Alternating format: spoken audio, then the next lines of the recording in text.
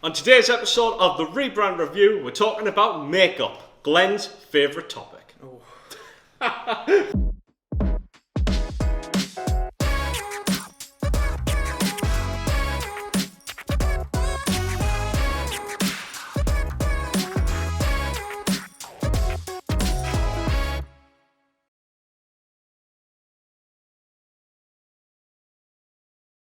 I'm Tony Hardy, founder and director of Canny Creative. I'm Glen, brand designer here at Canny. And today we're talking about skincare and makeup brand Avon. So Avon's rebrand has rolled out. I feel like this is like the 5th or 6th time I've seen Avon rebrand. I didn't even know Avon was still a thing. Yeah, I mean, it also has a massive US market, which is kind of odd. I thought they were the same brand, but they have two different brands. Okay, so are some of the rebrands, I'm guessing, are for the US market. Yeah. Okay, but this one we're talking about today, this new Avon rebrand, it's pink and purple, and it's not our favourite. No, definitely not. It's bold, but I don't know. It's the UK brand of Avon of rebranded. It's not a revolution. It's more evolution, and it's just, I mean, let's take a look. Yeah. This pink, purple, orange gradient, what's your thought? I mean, to me, it could be classed as trendy now, but really, I think it'll date very quickly. I mean, it's an odd mixture of colours. It's blue to purple to pink to orange. And I think the black that they had, it was always nice. You could go across so many different channels and black would be instantly impactful. And then they added colour as you went. And I think they've sort of now pigeonholed themselves down this gradient. This font for me, this font reminds me of an early Canny Creative logo called Harabara. I think it's like a free font online. It looks almost identical to this. I mean, I'm saying that. Probably going to let myself down. It probably doesn't look anything like it, but it reminds me of it. It's just, how do you find the font? I mean, it is nice, and the one thing I find inconsistent about it is there's some really nice curved edges, but then really harsh straight edges, and it happens in, like, obviously on the end, for example, 2 of the stalks are curved and then 2 of them are straight, and I think it would probably just look better if you went all one or the other. I quite like the A. I think the A is quite nice, but speaking of A's, they're introducing this thing called the A-frame.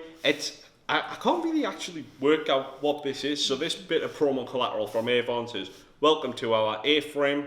Yeah, and I think this just gets pushed across the whole, like, collateral and applications where they frame images, they frame sort of like makeup products.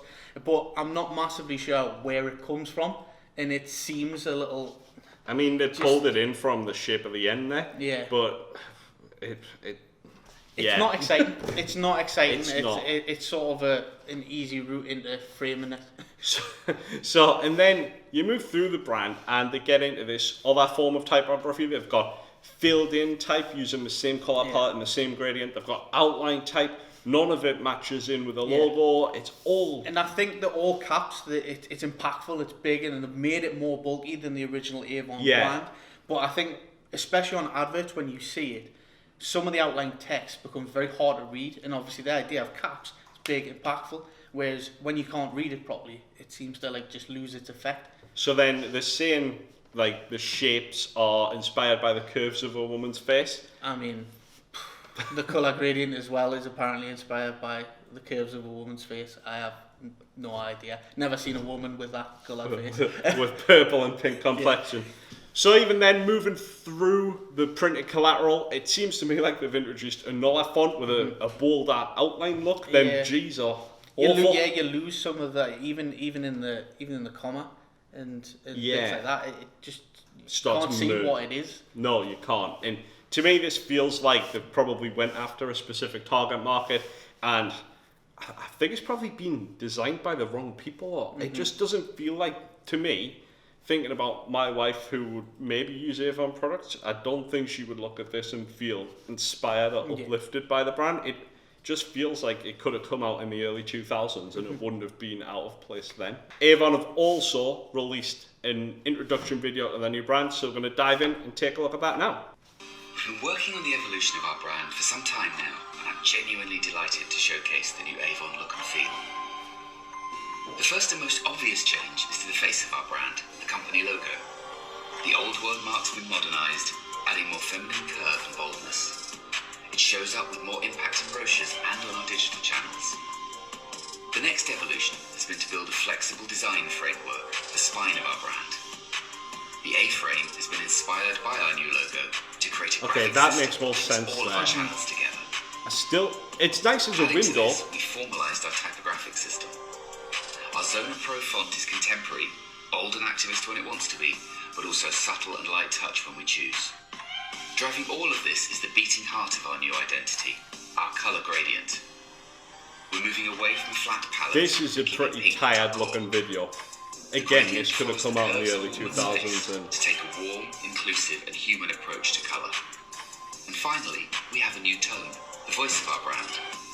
Inclusive and optimistic like Avon always is, But it adds a strong and inspiring side as we stand up for what we believe in. The launch date for our new brand identity is 1st of September.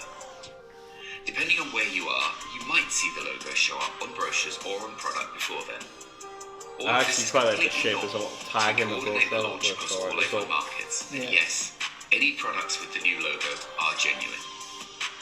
This brand identity is just the first exciting step I mean, in the fact Avon's that they have to evolution clarify as that, we I challenge feel the world to reappraise its a little perceptions worried. of us. Yeah. Avon is the brand they didn't see coming, and soon they won't be able to look away. Avon reappraised, did that say? And they've launched it on their YouTube channel. They've launched this video on their YouTube channel with Avon and the title as exciting. And then how many exclamation marks is that? 4. 4 exclamation marks, which is Ahead of yours. it's too many exclamation marks, Avon.